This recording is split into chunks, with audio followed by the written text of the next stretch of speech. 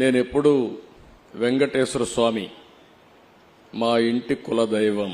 మా ఇంట్లో నుంచి నేరుగా చూస్తే మంగాపురం సైడు గోపురం అక్కడంతా కూడా 3 నామాలు కనబడుస్తూనే ఉంటాయి. ఇంట్లో నుంచి పైన ఎక్కి చూస్తే తిరుమలలో ఉండే 3 నామాలు ఇంటి దగ్గర నుంచి చూసే అవకాశం వస్తుంది.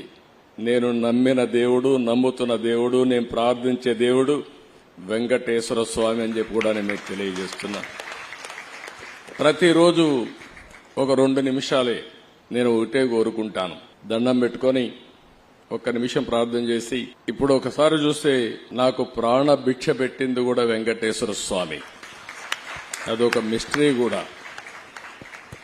2003లో నా మీద 23 క్లేమోర్ మైన్స్ ని బ్లాస్ట్ చేస్తే సాక్షాత్తు వెంకటేశ్వర స్వామి నాకు ప్రాణ భిక్ష పెట్టాడు. ఏదో చెయ్యాలని ఆ రోజు నన్ను కాపాడాడు. అలాంటి వెంకటేశ్వర స్వామిని నేను ప్రార్థించేది, నాకు శక్తి, సామర్థ్యాన్ని, తెలివితేటలు ఇవ్వండి. ప్రపంచంలోనే తెలుగు జాతి నెంబర్ 1 జాతిగా ఉండడానికి ఆశీర్వదించండి.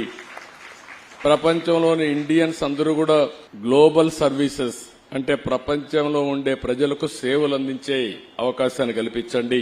ఈ దేశంలో పేదరికం లేని సమాజం. అందుకే ఇటీవల నేను మాట్లాడుతున్నా